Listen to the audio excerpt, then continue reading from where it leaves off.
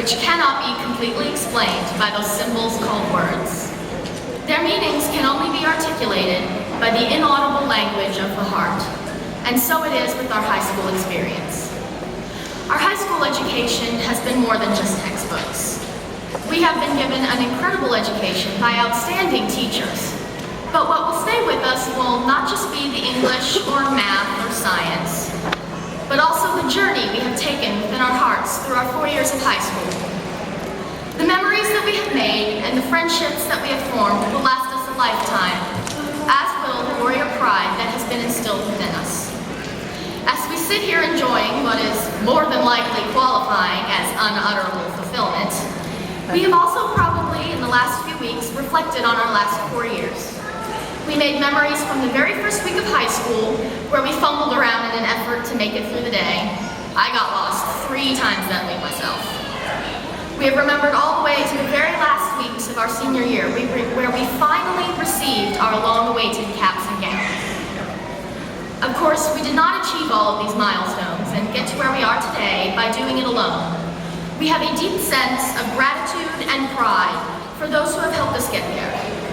Even in the smallest of gestures, like our teachers taking the time to go over the directions one more time, providing us with the wisdom and strength to keep going. Underclassmen, stepping up to fill the shoes they will be walking in next year. Or our parents' gentle tones as they screeched at us to get out of bed and go to school. And it has been these gestures that have helped us in some way to achieve the goal we have achieved today. It is through the gestures of our support team and experiences we have endured that we have been instilled with a sense of community within our school and in our class. We have stood by each other through trials and heartbreak, and triumphed together through a myriad of victories. And one of our greatest strengths as a class is that we can embrace the fact that we are one unit, one tribe, in everything we do.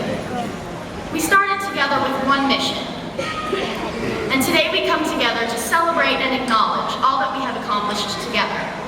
And now, after all of the rigorous work our class has put into the last 4 years, we are now experiencing what we have been anticipating since we walked in the door of Harrison as freshmen. This outcome brings with it an entire kaleidoscope of emotions running through our warrior hearts. We will always remember how the roar of a crowd made us feel as we took to the field, the court, or the stage. The practices we no longer get to attend anymore. Our favorite classes spent with friends, and all of the other things we will no longer be a part of after today. But there's no need for sadness, because today marks the beginning of a new part of our lives. A part where we can follow our hearts and take the integrity, determination, and pride that we have learned at Harrison to achieve our dreams and go where we want to go. We will always have the pride of being a warrior within our hearts. And so I would like to end with a quote from a relatively well-known doctor, Dr. Seuss. You have brains in your head, you have feet in your shoes. You can steer yourself in any direction you choose. You're on your own, and you know what you know. And you are the guy who will decide where to go.